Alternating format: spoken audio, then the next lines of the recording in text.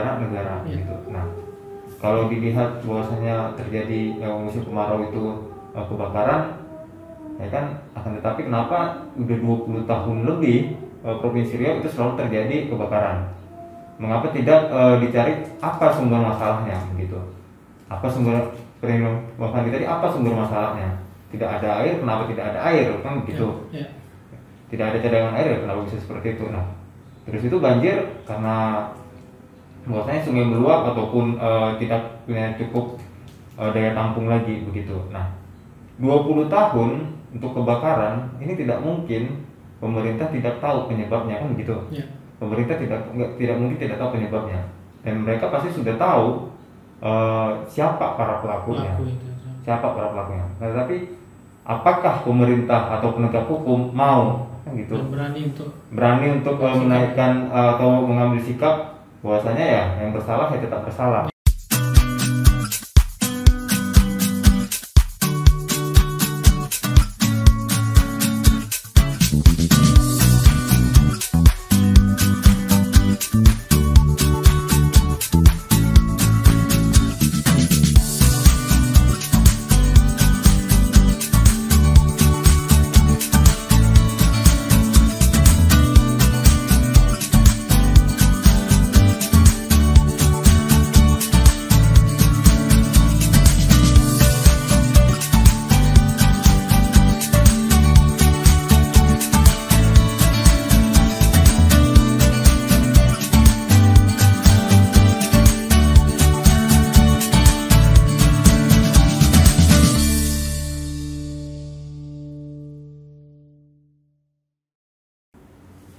Salam hijau dan lestari, kembali lagi di Suara Hijau. Kali ini kita akan membicarakan terkait topik yang ada di Provinsi Riau, terutama kebijakan sektor lingkungan hidup. Nah, bersama kita sudah hadir teman-teman dari beberapa lembaga. Dari Fitra Riau ada Bang Gizi. Selamat siang, Bang. Siang. Apa kabar? Alhamdulillah baik. Ada teman kita dari Mapala Sulu, Sakinah. Apa kabar, Sakinah? Alhamdulillah baik, Bang. Dan ada dari LBH Pekanbaru, Bung Rian. Selamat siang, Bung. Selamat siang, Bang. Sehat ya? Sehat. Dan dari Wali sendiri yaitu Deputi Wali Riau, Pandi Rahman. Apa kabar, Bung Pandi? Baik. Sehat ya? Alhamdulillah. Cuma saya disebutkan jabatan sendiri, Bang. Oke, nah kita sore ini pengen mengupgrade ya selama 2019 sampai 2020 ini perkembangan terkait lingkungan hidup ya, terutama di Provinsi Riau. Nah, kebetulan kan 2019 itu beberapa bencana ekologis mampir ke Riau ya. Salah satunya itu misalnya banjir, kemudian karhutla, abrasi, kemudian ada penegakan hukum terkait korporasi, kemudian ada beberapa masyarakat yang di proses sidang naik sidang terkait kriminalisasi atau illegal logging ya, atau pembunuhan satwa. Nah, sekarang kita pengen membincang itu terkait sebenarnya apa aja yang dipikirkan teman-teman terkait bencana ekologis itu. Nah, kita mulai dari yang pertama itu dari Walhi dulu ya, karena Walhi ada merilis kajian di YouTube terakhir terkait bencana ekologis. Nah, situ ada beberapa pemaparan yang dijelaskan terkait bencana. Nah, pasca terbit dan hingga 2020 itu teman-teman Walhi sebenarnya apakah melihat ada fenomena baru yang muncul atau memang 2019 itu akhir dari bencana ekologis? Mungkin bisa dijelaskan, silakan Bung. Ya, terima kasih Bang Halul. Selamat sore kawan-kawan semua ya. Sore. Sebenarnya bercerita tentang kejadian, terutama tentang kerusakan ekologis yang dalam kurun waktu 2019 hingga saat ini. Kalau kita lihat bahwa potret yang terjadi itu sama sekali tidak ada berubah gitu, malah semakin mengakibatkan kerusakan yang berdampak baik kepada alam maupun kepada masyarakatnya. di 2018 ya kita sudah cukup baik dalam bagaimana upaya penyelamatan lingkungan. Hanya saja karena kita sibuk di kontestasi pemilihan presiden ya, konsentrasinya pindah ke bagaimana perjuangan itu berfokus kepada masing-masing calon yang dijagokan, sehingga pada 2019 kejadian kebakaran kembali terulang dan mungkin lebih parah daripada tahun-tahun sebelumnya.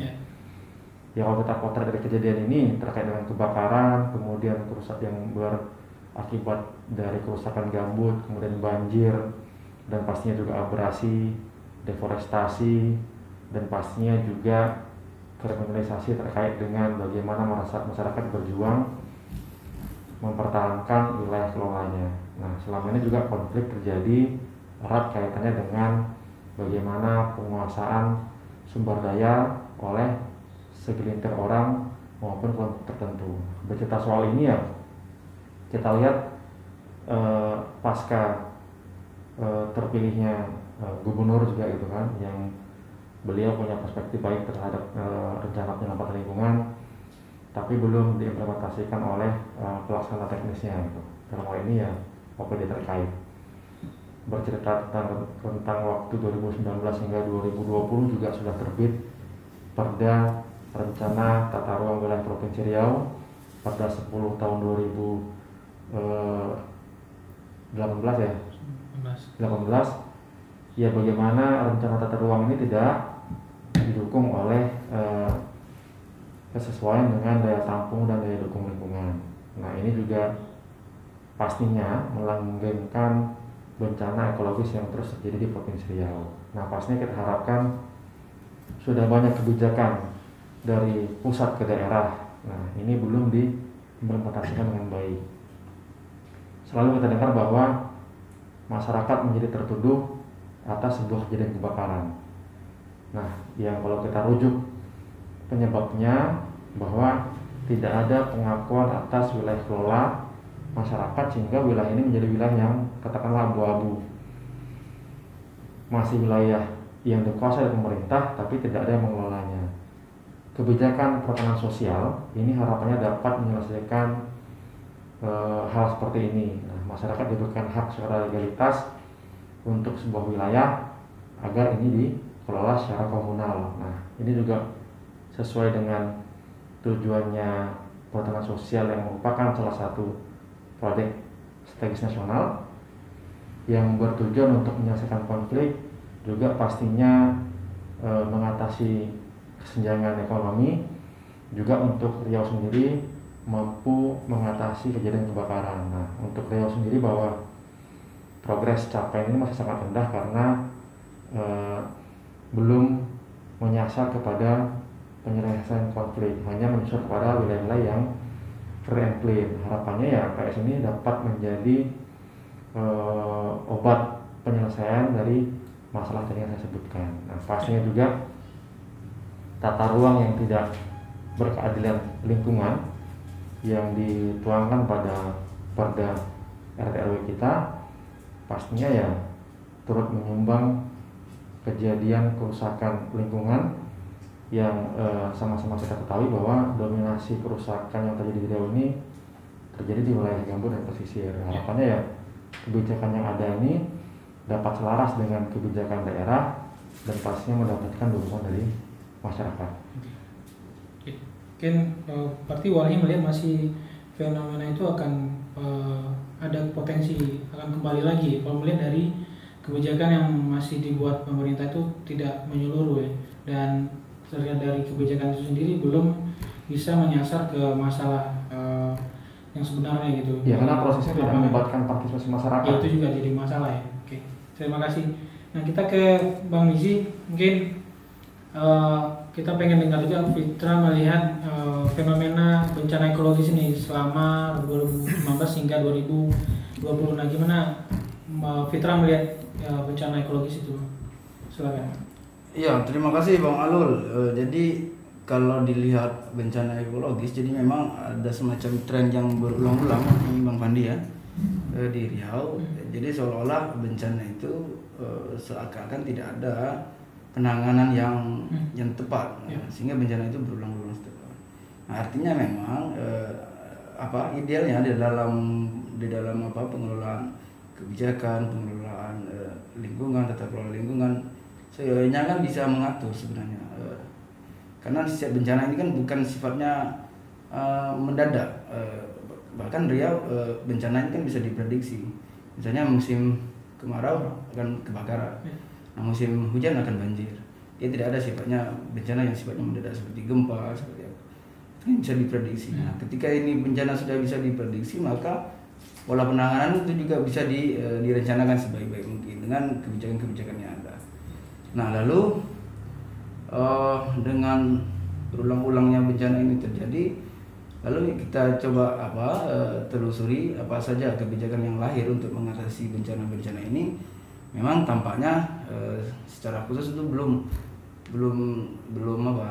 spesifik terhadap penanganan bencana itu. Misalnya dalam hal penanganan karhutla. Nah, dalam hal penanganan karhutla, Riau, apalagi Riau sudah mendeklarasikan sebagai Riau Hijau, komitmennya pemerintah Provinsi Riau. Nah, komitmen ini sebenarnya baik, lalu memang harus didukung oleh semua pihak. Nah, tinggal lagi bagaimana implementasi komitmen ini. Nah, kita melihat implementasi sampai saat ini bahwa Riau Hijau itu masih dalam tataran konsep.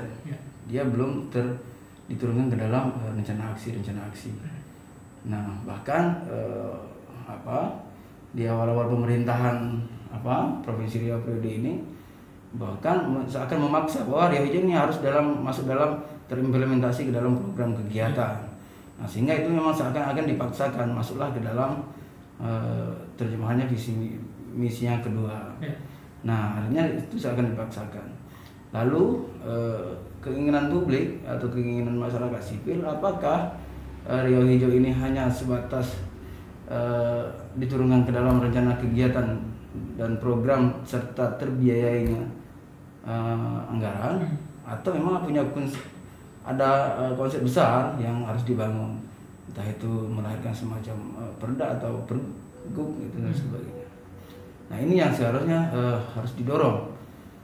Apakah Riau Hijau itu benar-benar menjadi komitmen sebagai solusi dalam mengatasi bencana-bencana tadi itu, atau memang hanya sebatas bualan kampanyenya pemerintah daerah itu sendiri. Nah, kalau kita track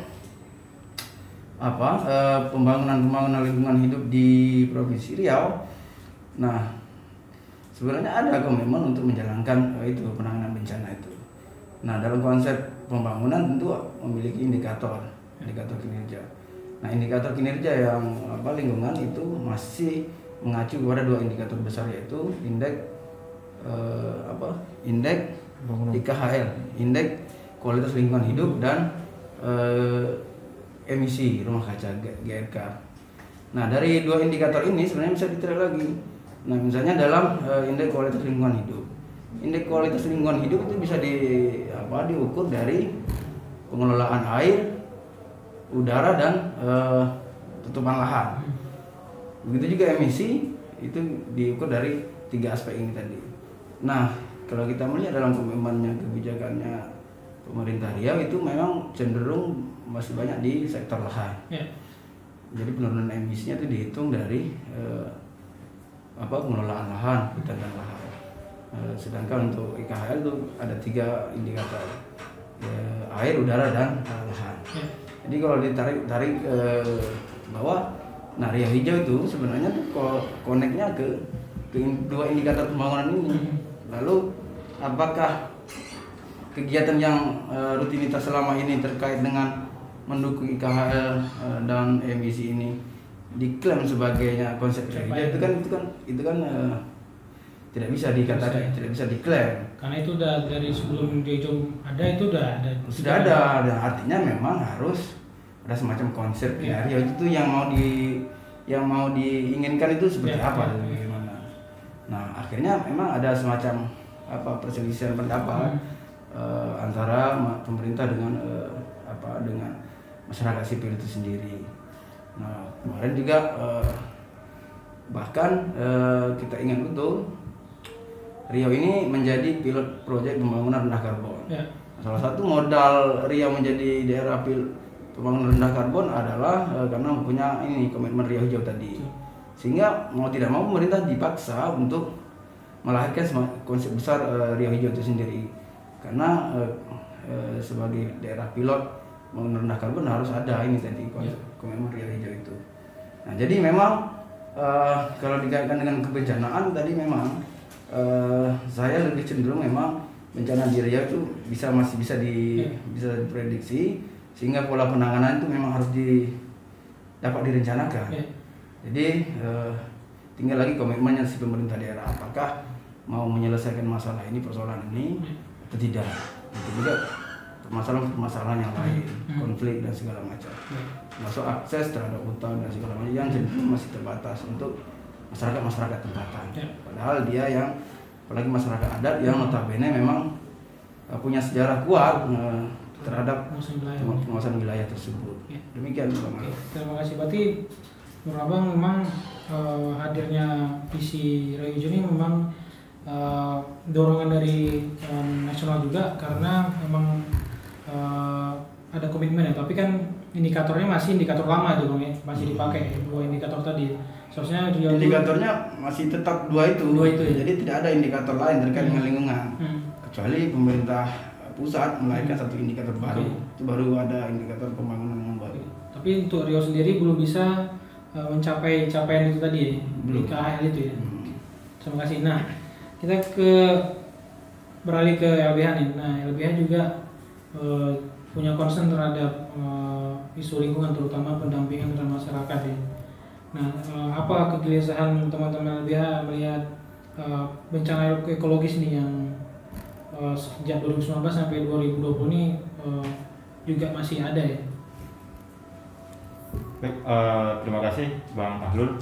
Kalau berbicara soal bencana ekologis dan juga kriminalisasi, sebenarnya kan ini bukan saling berkaitan, tapi ini juga berkaitan. Nah, karena timbulnya juga bencana ekologis karena ada penguasaan lahan oleh korporasi seperti itu, dan juga pemberian izin yang tidak membuka ruang partisipasi publik, begitu, tidak melibatkan masyarakat yang ada di situ, entah itu masyarakat tempatan atau masyarakat adat.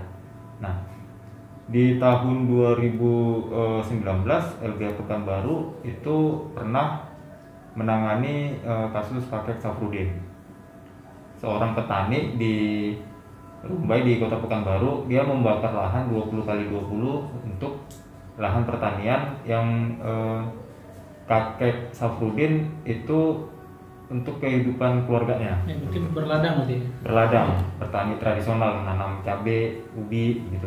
Nah, kakek Safrudin menurut aparat penegak hukum, baik itu dari pendidikan sampai di kejaksaan, walaupun ada persepsi Indonesia bahwasanya ada asas praduga tak bersalah, kakek Safrudin patut diduga seperti itu. Dia diduga melakukan pembakaran lahan.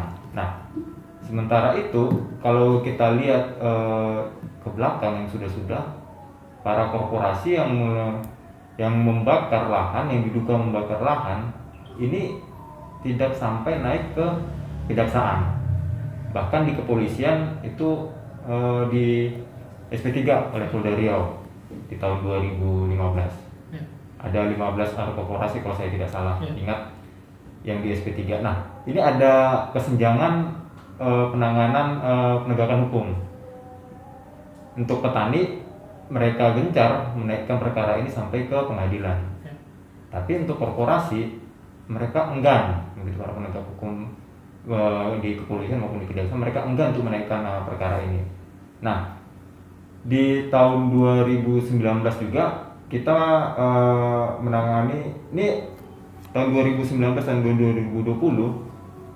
Ini sering sekali kriminalisasi dilakukan oleh aparat penegak hukum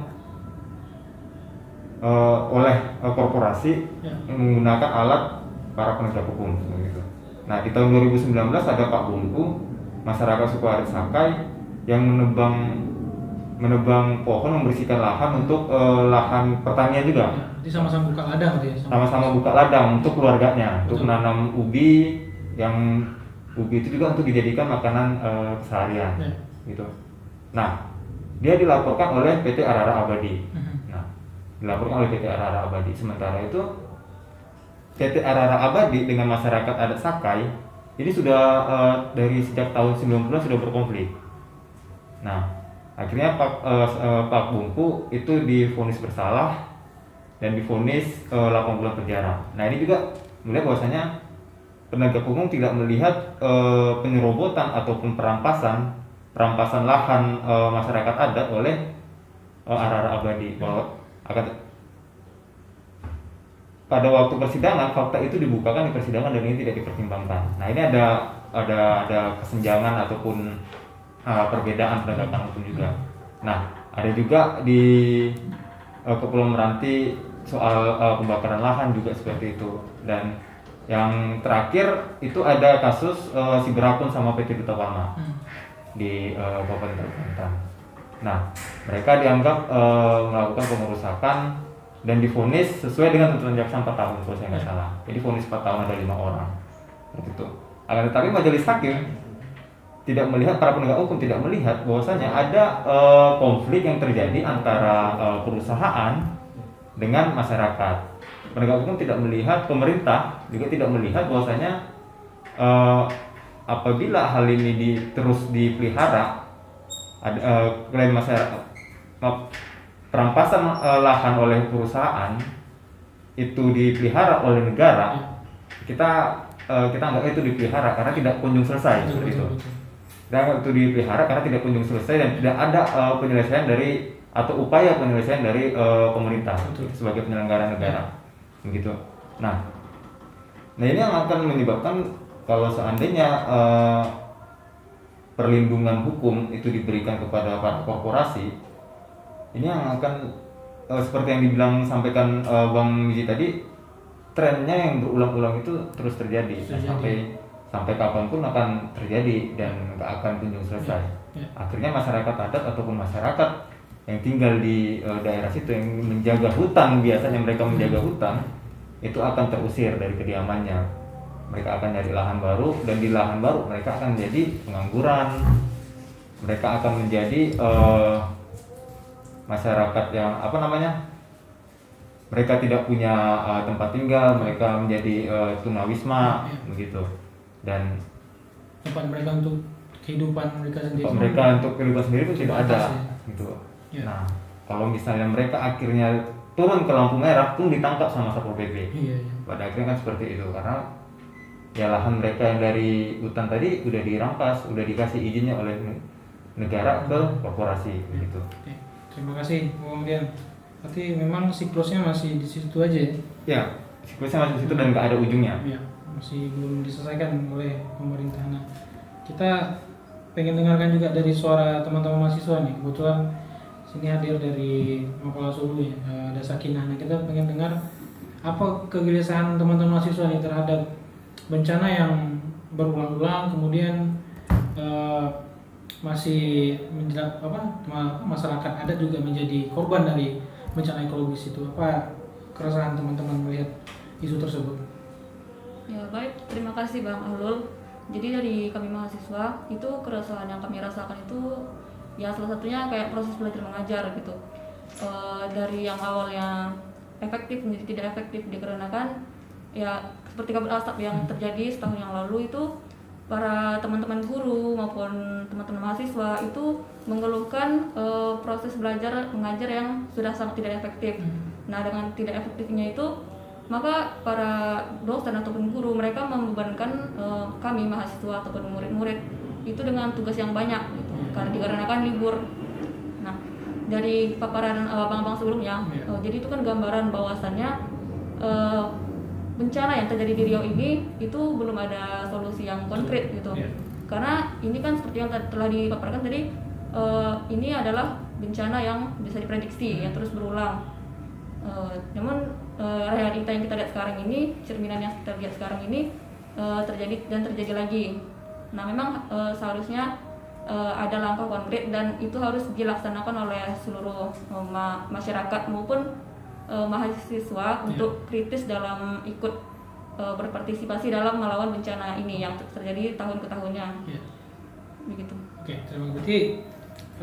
dengan rencana ini teman-teman juga jadi apa ya, dikasih beban juga ya, dan prosesnya tuh tertunda, akhirnya proses belajar seharusnya tatap muka gitu kan, Iya. tapi akhirnya dikasih beban belajar tugas saja gitu Ya, ya. diberikan tugas yang banyak gitu, Iya. diganti. Ya, jadi hambatan ya. Nah, kita terkait isu tersebut, nah kita pengen lihat apa saja yang sudah dilakukan untuk bisa aja mendampingi pemerintah atau bikin inovasi baru dari teman-teman NGO di sini. Nah, kita ke Bang Mizi dulu. Nah, dari emisi rendah karbon tadi itu Bang, apakah Fitra juga terlibat penuh dalam mendampingi pemerintah atau memang di isu lain juga ada? Nah, sejauh apa keterlibatan Fitra dalam mendampingi terkait kebijakan di sektor lingkungan hidup? Ya, terima kasih Bang Alul. Jadi sejarah dipilihnya Riau menjadi daerah pilot pembangunan rendah karbon itu memang tadi salah satunya komitmennya pemerintah terhadap Riau Hijau itu sendiri, sehingga sampai saat ini dokumen Riau Hijau itu menjadi tagihan oleh kementerian yang bertanggung jawab terhadap program pembangunan rendah karbon, yaitu di Bappenas. Ya. Nah, sehingga memang mau tidak mau pemerintah Provinsi Riau melalui OPD-nya terkait ya penting untuk mempercepat lahirnya konsep Riau Hijau itu sendiri, tentu dengan kolaborasi daripada CSO NGO, karena memang Riau Hijau itu sendiri adalah dorongan dari NGO-nya CSO NGO di Riau yang pro kepada pembangunan lingkungan hidup yang berkelanjutan. Nah, lalu memang Fitra Riau pada posisinya memang sebagai pertama lah yang bisa dikatakan sebagai inisiasi lah bagaimana Riau itu mendapat pilot daerah terpilih, sehingga di Indonesia ada 5 daerah pilot pembangunan rendah karbon, salah satunya Riau, Jatim, Jateng, Sulawesi, dan Sulawesi Tenggara. Di 5 daerah ini ya kebetulan Riau bersamaan ditandatangani dengan Provinsi Bali pada saat itu oleh Pak Gubernur Samsuar langsung. Jadi memang di dalam program pembangunan rendah karbon ini menjadi paradigma baru dalam pembangunan. Jadi di samping dalam pengelolaan lingkungan hidup yang lestari dan berkeadilan, juga masyarakat dapat memanfaatkan dari pengelolaan itu menjadi sumber ekonominya. Jadi kalau kesimpulannya pengelolaan lingkungan yang rendah karbon, emisinya turun, tapi ekonominya naik. Jadi gitu dia siklus pembangunannya. Nah, kalau selama ini kan kita lihat sangat bertolak belakang. Nah, misalnya Riau klaim PDRB, produk regional bruto Riau itu paling tinggi di sektor perkebunan sawit, kemudian di kehutanan. Nah, sementara ekonominya naik, tapi emisinya tetap naik. Nah, jadi kan tidak rendah karbon. Jadi yang paradigma baru ini adalah ekonominya produktivitasnya naik, emisinya turun. Nah, itu paradigma baru. Sehingga semua kebijakan pembangunan pusat dan daerah itu harus mengacu kepada konsep PRK itu, pembangunan rendah karbon itu. Nah, Fitra terus mendampingi pemerintah melalui Bapeda Provinsi Riau untuk melakukan semacam kaji ulang rencana aksi daerah terkait gas rumah kaca, karena harus dihitung ulang, karena pemerintah Indonesia menargetkan penurunan emisi itu sebesar 29% di tahun 2030 tanpa bantuan apapun. Artinya pemerintah bekerja sendiri dengan APBN-nya sendiri, dengan APBD-nya sendiri, ditargetkan 29% emisinya turun. Sedangkan dengan bantuan atau intervensi internasional ataupun CSO itu ditargetkan sebesar 41%. Nah, bahkan pengakuan dari Dinas Lingkungan Hidup Provinsi Riau itu kan sangat bertolak belakang sekali. Misalnya dengan target 29%, pemerintah mengklaim dia sudah mendapatkan target itu tanpa bekerja apapun. Artinya tanpa ngapa-ngapain, pemerintah Provinsi Riau itu target penurunan emisi 29% itu sudah tercapai. Nah, ini kan versi mereka. Nah, ini kan artinya kan sangat kontradiktif dengan kondisi senyatanya.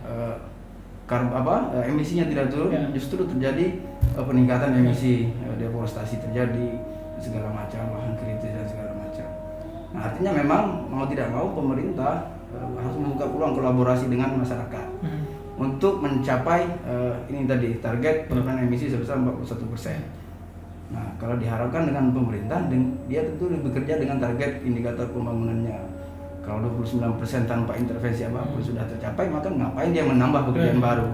Maka ini yang harus harus diluruskan pemikiran-pemikiran ini supaya ada semacam target pembangunan yang baik lah dalam hal pengelolaan lingkungan hidup. Seperti itu, Bang Alun. Berarti Fitra melihat itu gimana tuh? Capaiannya itu memang belum kelihatan, tapi mereka mengklaim keberhasilan itu gimana tuh?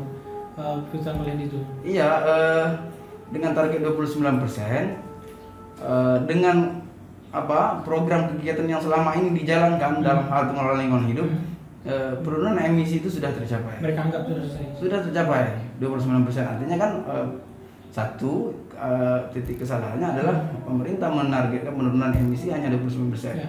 Kenapa tidak lebih tinggi? Sedangkan lebih tinggi 41% itu dengan bantuan internasional, bantuan CSO dan segala macam. Sementara banyak CSO di Riau, misalnya kita yang bekerja di desa, misalnya gitu, yang bekerja di level tapak, nah itu berkontribusi untuk penurunan emisi. Sementara kegiatan-kegiatan kita itu tidak dihitung. Makanya ke depan penting kolaborasi atau kerjasama itu. Misalnya ada kegiatan NGO CSO di lapangan di tapak itu bisa diklaim dan bisa dihitung oleh pemerintah sebagai upaya kegiatan penurunan emisi. Itulah mengapa target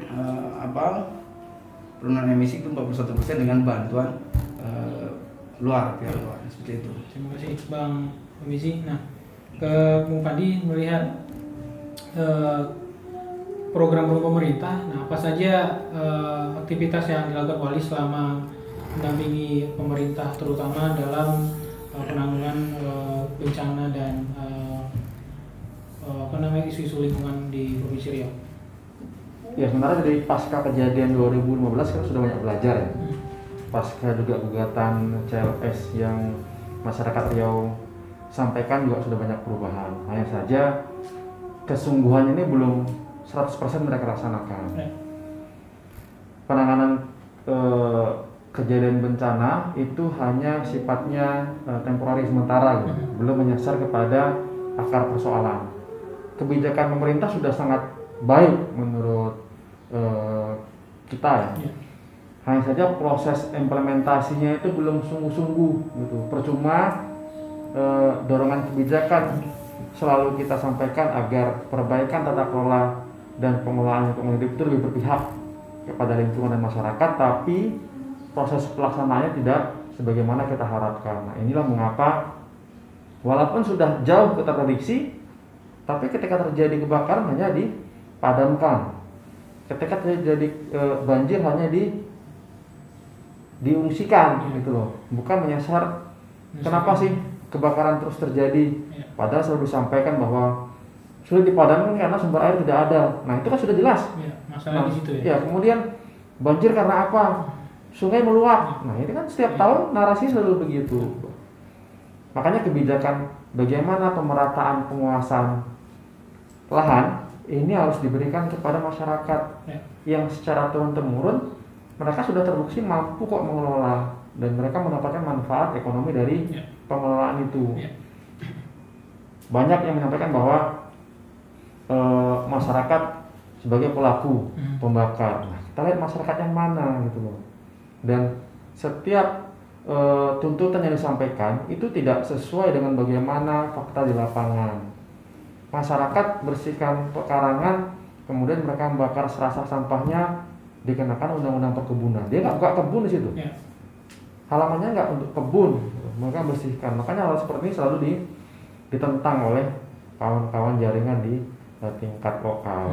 Bahwa ketika ini kita sasarkan dalam proses pelaporan kejahatan lingkungan dengan terduga korporasi, selalu tidak ada titik terang. Tapi ketika ini masyarakat selalu cepat. Nah, kita melihat bahwa ada tujuan untuk mengejar kualitas penegakan hukum, bukan mengejar kuantitas bukan kualitasnya gitu. Menyasar tidak kepada penyebabnya, tapi hanya bagaimana sakit kepala ini reda ketika sakit. Sementara betul. Kerusakan gambut dapat diperbaiki ketika gambutnya dibasahkan. Dengan apa? Dengan kembali mengaktifkan atau mengembalikan kearifan lingkungan. Masyarakat yang sudah ada di sana pasti melakukan olah lahan dengan cara berkearifan lingkungan. Kayak di Sungai Tohor tuh sagunya dengan tanaman hutan, tidak monokultur.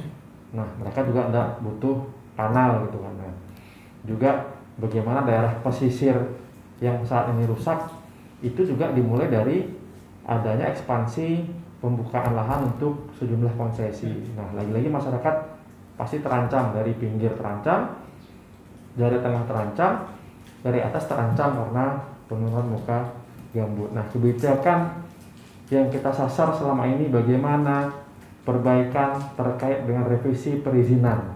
Agar apa?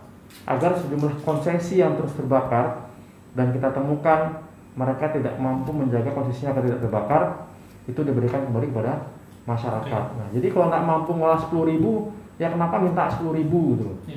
Kalau sudah terbukti terbakar, ya kebijakan pemerintah melalui Tora dan PS kan bisa dikurangi. Dan peta indikatif perhutanan sosialnya bisa aja dirubah dan memasukkan wilayah ini. Nah, lagi-lagi ya sama-sama kita ketahui oligarki ini sudah menggurita di beberapa sektor. Harapannya ya masyarakat harus terus bersuara agar suaranya menjadi dan diterjemahkan dalam kebijakan, dan masyarakat sebagai tokoh pemulihan lingkungan. Ya, Wali juga kan terlibat dalam Pokja ya, PS ya. Nah, Betul. bagaimana keterlibatan Wali di dalam internal tersebut, dan sudah sejauh apa capaian yang sudah direalisasikan terhadap masyarakat ya, terhadap kebijakan Tora dan PS itu di Ya, kalau kita mendorong kebijakan PS dan Tora ini untuk menyelesaikan konflik, bukan hanya di wilayah yang fair and clean. Nah, narasi pemerintah selalu mengedepankan PS dan Tora ini di wilayah yang fair and clean.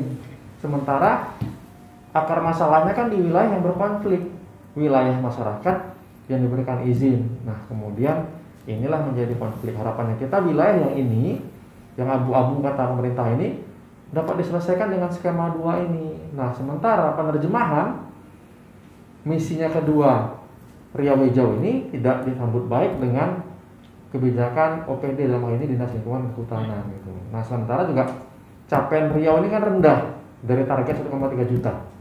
Nah, ini karena apa? Karena mesinnya nggak berputar gitu loh. Sementara keterlibatan kita untuk mendorong ini ya lagi-lagi dengan beberapa regulasi yang sempat membatasi kita ya menjadi persoalan lambatnya hal ini. Oke. Berarti memang capaian itu sendiri masih belum luas ya, dan belum dirasakan oleh sejumlah mayoritas masyarakat, terutama kelompok petani ya, terhadap akses mereka untuk mengelola wilayah mereka sendiri ya. Betul, yang menjadi tugas bagaimana KPH yang menjadi pelaksana teknis dari dinas ini kan seharusnya bekerja dengan baik. Jadi kalau misalnya NGO disuruh menjangkau semua lapisan, ini kan pasti membutuhkan waktu yang lama. Dan juga beberapa daerah sudah mendapatkan izin PS ini, bagaimana kelanjutannya terkait dengan rencana usahanya maupun bantuan modal terkait dengan pelaksanaan rencana kerjanya. Nah, untuk Bung Rian ya, LBH nih bagaimana memberi masukan ke pemerintah ya? Apakah pasca Pak Bongku, mungkin pasca Pak Sapren, apakah LBH berpikiran untuk melakukan membuka salah satu undang-undang di sektor lingkungan itu karena lebih mengkerdilkan masyarakat adat atau masyarakat itu sendiri? Nah, apa kebijakan yang dikritisi oleh LBH terkait isu lingkungan ini? Sebenarnya kalau terkait dengan Undang-Undang P3H yang menjerat Pak Bungku, ya kan, terus sama menjerat dua masyarakat di Kabupaten Kuantan Singingi untuk di Provinsi Riau. Kalau itu undang-undang tersebut udah beberapa kali di judicial review ke Mahkamah Konstitusi. Dan ada beberapa yang dikabulkan. Yang terkait juga dengan masyarakat adat itu kita tidak, atau masyarakat tempatan itu yang kita kolektif itu tidak pernah dikabulkan oleh Mahkamah Konstitusi, dan tetap bahwasanya itu tetap dimasukkan di Undang-Undang P3H. Akan tetapi kalau ditilik dari unsur pasalnya bahwasanya ini adalah menyasar ke korporasi seharusnya.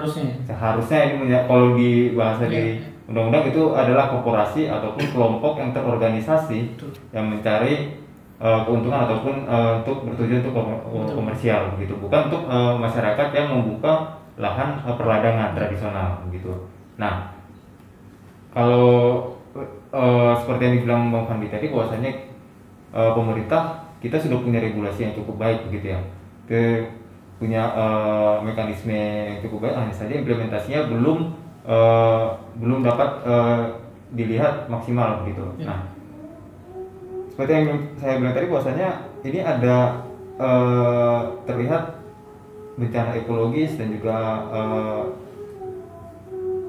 konflik ini dipelihara oleh penyelenggara negara Ya. gitu. Nah, kalau dilihat bahwasanya terjadi musim kemarau itu kebakaran, ya kan, akan tetapi kenapa udah 20 tahun lebih Provinsi Riau itu selalu terjadi kebakaran?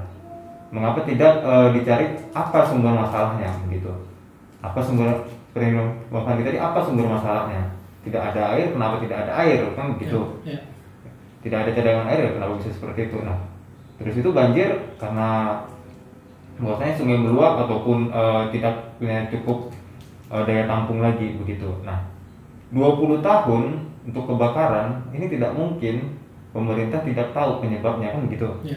Pemerintah tidak mungkin tidak tahu penyebabnya, dan mereka pasti sudah tahu siapa para pelakunya.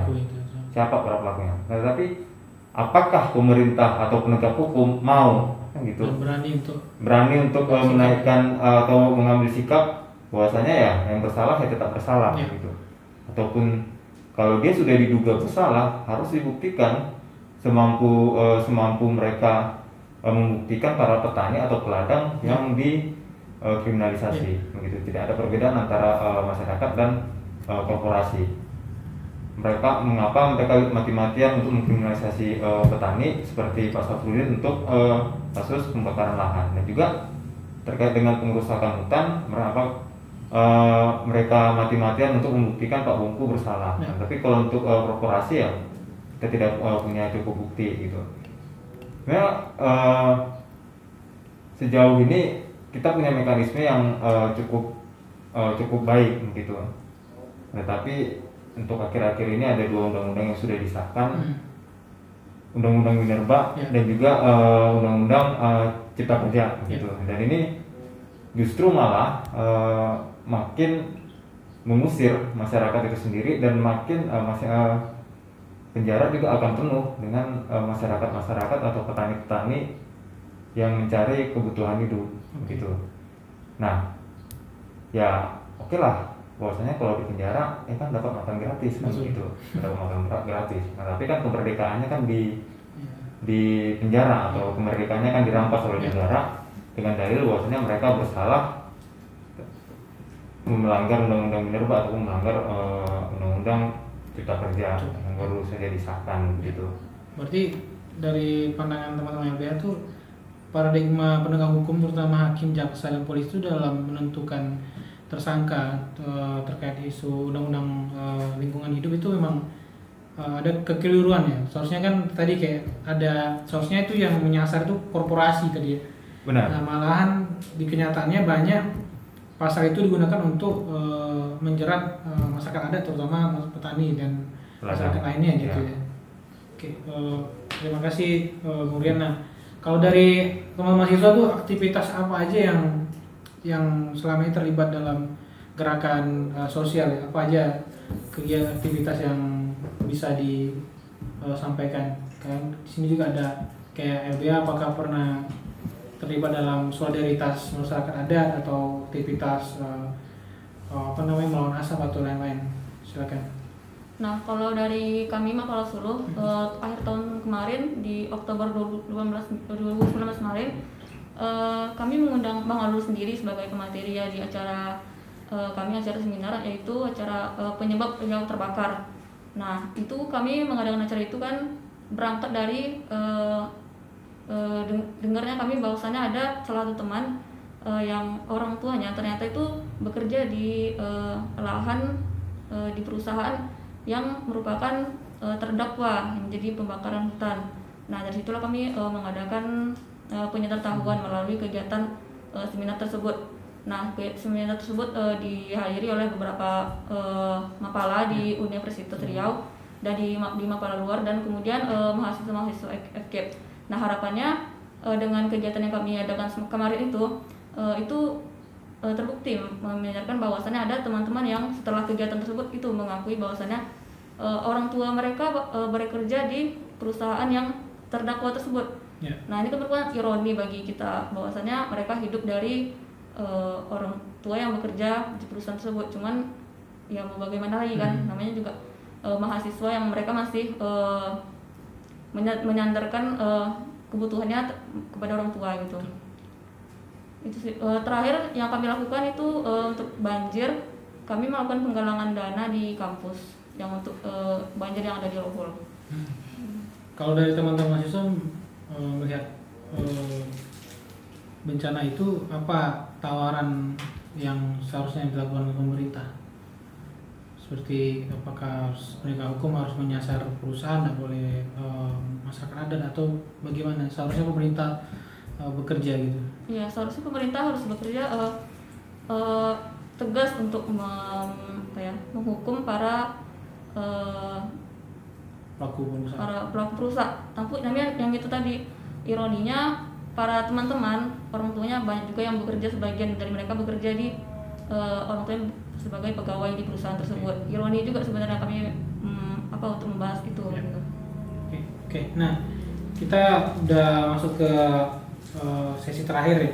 Nah, dari beberapa bencana yang hadir, kemudian Rian juga bilang dijegal lagi oleh hadirnya undang-undang minerba, kemudian semalam juga disahkan undang-undang cipta kerja, Omnibus Cipta Kerja. Nah, apakah ada celah untuk kita memperbaiki itu dan solusinya?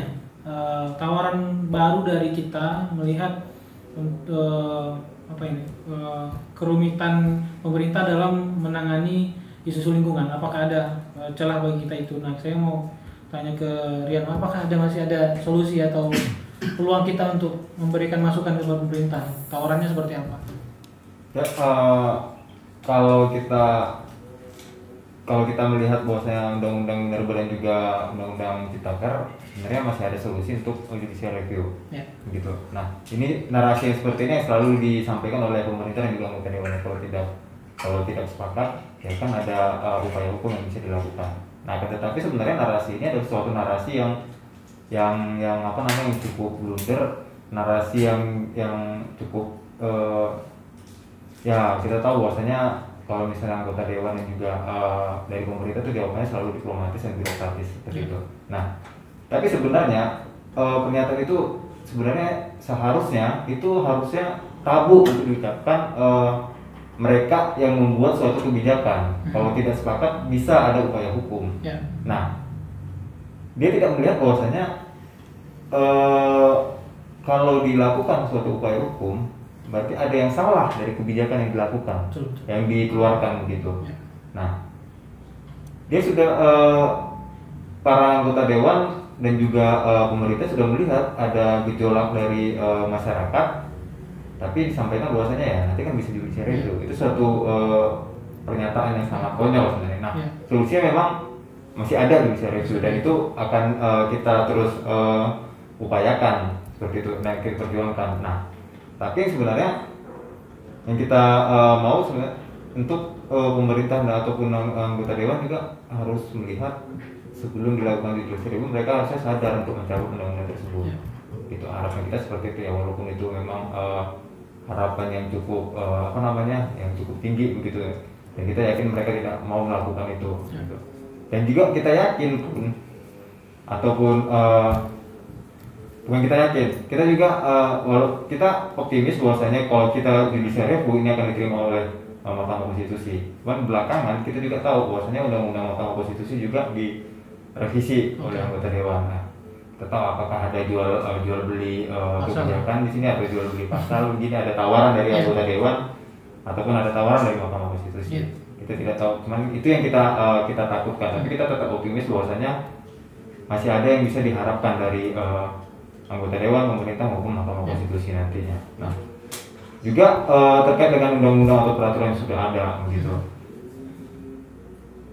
Juga kebijakan TORA dan PS yang sudah ada. Nah, tapi implementasinya seperti apa? TORA dan PS apakah sudah menyelesaikan ataupun sudah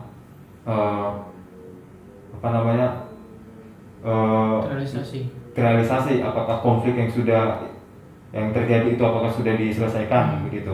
Dan juga undang-undang yang seharusnya menyasar korporasi ataupun kelompok terorganisasi yang bersama-sama ataupun yang terstruktur melakukan pembakaran hutan ataupun melakukan perusakan hutan, ini harusnya para penegak hukum dan juga pemerintah mampu membuktikan ataupun berani mengambil sikap, begitu. Jangan hanya memikirkan investasi-investasi yang berkelanjutan, tapi tidak memikirkan lingkungan hidup dan juga masyarakat adat ataupun masyarakat yang berada di dalam kawasan hutan begitu. Berarti teman-teman melihat hadirnya Undang-Undang Cipta Kerja ini akan memberikan ruang lebih luas lagi pada korporasi dalam merampas lahan-lahan tersebut dan mempersempit ruang masyarakat untuk mendapatkan akses ke wilayah mereka sendiri. Ya benar, karena nanti akan beralasan bahwasanya ini demi investasi, ini demi terciptanya lapangan pekerjaan begitu. Berarti satu langkahnya melakukan judicial review ya. Judicial review. Nah, kita ke Mufandi melihat fenomena tersebut hadirnya undang-undang Derba, kemudian undang Cipta Kerja, dan di Riau sendiri juga teman-teman Wahyu juga melakukan judicial review terhadap RT/RW Perda nomor 10 terkait tata ruang 23. Nah, apakah dengan hadirnya kebijakan tersebut dan melakukan judicial review, teman-teman Wahyu masih melihat peluang nggak terhadap perbaikan kebijakan di Provinsi Riau itu sendiri? Nah, pentingnya kita melakukan JR ini, pastinya kita memperbaiki ketidaksesuaian dalam sebuah regulasi yang saat ini telah ada.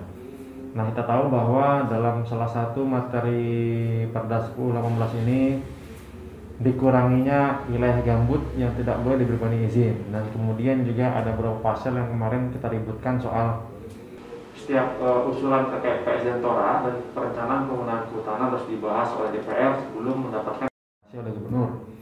Nah, pastinya juga kesesuaian terkait dengan tata ruang dan pola ruang itu tidak berpihak kepada masyarakat dan pastinya juga tidak berpihak kepada kelestarian lingkungan. Nah, ini pastinya melanggengkan kejadian kebakaran dan juga mengancam hilangnya Pulau Rupat, Bengkalis, dan Pulau Rangsang. Nah, kita pastikan itu ya. Juga tidak diprioritaskan 4 sungai besar di Provinsi Riau yang saat ini kondisi sudah kritis. Nah, bayangkan di mana lagi masyarakat harus tinggal ketika semua wilayah diberikan kepada pemilik modal. Kita sudah tahu bahwa saat ini ya, kalau kita lihat petanya, penguasaan ruang ini sudah dikuasai oleh industri hutan, tanaman industri, dan perkebunan kelapa sawit. Nah, di mana lagi masyarakat tinggal, karena sebagian wilayah sudah diberikan untuk menjadi fasilitas umum dan fasilitas sosial. Kita pastikan bahwa di mana jaminan negara untuk penyediaan tanah bagi rakyat. Nah, pastinya juga ini yang kita sasar dalam perbaikan Perda 10 dan juga saat ini usulan draft Perda 10/2015 terkait dengan tanah ulayat dan pemanfaatannya. Sama-sama kita ketahui bahwa saat ini masyarakat adat Riau itu punya wilayah tapi tidak diakui. Nah, ini yang menjadi legalitas perusahaan bahwa mereka dapatkan surat izin pemanfaatan, tapi masyarakat adat yang dari dulu sebagai pemilik hutan dan tanah itu tidak dapat manfaat sama sekali. Nah, ini yang menjadi kesenjangan yang sampai saat ini belum selesaikan di Provinsi Riau. Nah, terkait dengan dorongan kebijakan, pastinya Walhi masih terus mendorong bagaimana keadilan ruang ini diberikan kepada masyarakat. Nah, pastinya juga kita terus mendorong perbaikan tata kelola perizinan, kemudian merevisi izin-izin yang bermasalah. Juga selama ini ya kita juga terus mendampingi bagaimana ancaman tambang, karena hampir 10 Provinsi Riau ini menjadi wilayah izin untuk pertambangan. Bayangkan kalau misalnya nanti ada potensi tambang di desa kita, Nah, sementara dengan izinnya, nah desanya tersingkirkan karena proses tambang ini. Nah, penting bahwa masyarakat harus diberikan ruang untuk berpartisipasi dalam proses-proses pengambilan kebijakan. Dan pastinya juga masyarakat ini bukan masyarakat satu golongan saja, tapi masyarakat yang melibatkan semua golongan dan semua lapisan. Agar apa? Agar kebijakan yang terlahir merupakan kebijakan yang berpihak pada masyarakat. Oke, terima kasih. Nah, Bang Mizi, terakhir Bang, ini apakah ada solusi konkret nggak dari hal kerumitan dan permasalahan yang ada di Provinsi Riau terkait isu lingkungan hidup, terutama kan kita Provinsi Riau kan akan menghadapi pilkada serentak ya di 9 kabupaten kota. Apakah momen pilkada ini bisa digunakan untuk memberikan asupan terhadap calon-calon untuk mempunyai komitmen kebijakan lingkungan yang adil dan lestari tadi, Bang? Ya, baik. Yang pertama tadi saya ulas sedikit di sesi sebelumnya bahwa memang bahwa komitmen Riau Hijau itu sudah menjadi landasan pembangunannya daerah, platform pembangunan daerah provinsi. Jadi memang ketika terakhir kita melakukan pertemuan diskusi dengan beberapa pemerintah daerah, pemerintah daerah provinsi Riau, jadi memang menyepakati bahwa Riau ini sebagai payung besar pembangunan di Riau. Jadi di dalam Riau Hijau itu nanti akan ada misalnya pembangunan karbon, KLHS, RPJMD, SDGs, segala macam itu. Di Riau itu sebagai payung besarnya. Nah, komitmen itu penting untuk kita dukung dan untuk kita dorong bersama. Bahkan semacam ada penyepakatan bahwa apa yang menjadi konsepnya dari pemerintah maupun apa yang menjadi konsepnya masyarakat sipil. Jadi peluang ini sebagai peluang baru kolaborasi antara masyarakat dengan pemerintah daerah dalam membangun lingkungan hidup yang berkelanjutan ke depannya. Jadi memang tetapi kan komitmen itu seakan-akan buyar ketika tadi disahkannya undang-undang Cipta Kerja dan Minerba tadi. Kenapa tidak? Karena kalau kita baca daripada draft RUU Cipta Kerja itu kan terhadap pengelolaan lingkungan hidup, artinya memang tidak ada lagi ruang partisipasi masyarakat, bahkan masyarakat porsi pemerintah daerah itu sendiri. Iya, artinya kan misalnya dalam hal pengurusan AMDAL, dalam penyusunan AMDAL itu masyarakat seakan-akan tidak boleh berpartisipasi untuk mengikuti pembahasan. Bahkan dewan penilai komisi AMDAL namanya itu kan dihapus dan segala macam. Jadi sehingga siapa lagi yang untuk melakukan penilaian, melakukan pengawasan dalam hal kedepannya ketika suatu kegiatan investasi itu kan akan masuk atau melakukan pengelolaan sumber daya alam. Jadi memang peluang-peluang ini komitmen yang bagus tadi yang sudah dibangun dengan Riau Hijaunya seakan-akan buyar dengan pengesahan berbagai kebijakan-kebijakan yang itu memang tidak pro kepada masyarakat.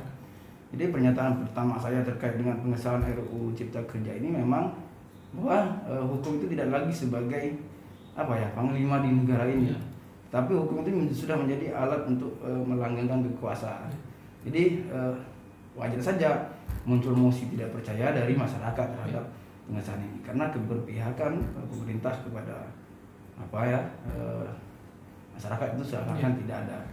Jadi dia mewakili siapa di dalam pemerintahan itu sendiri. Nah ini kedepannya penting. Jadi tentu kita sebagai masyarakat selalu optimis bagaimana dorongan maupun advokasi yang sifatnya itu untuk kelestarian dan perlindungan lingkungan hidup terus dijalankan. Walaupun tadi kata Bung Rian tadi ada mekanisme untuk melakukan review kembali.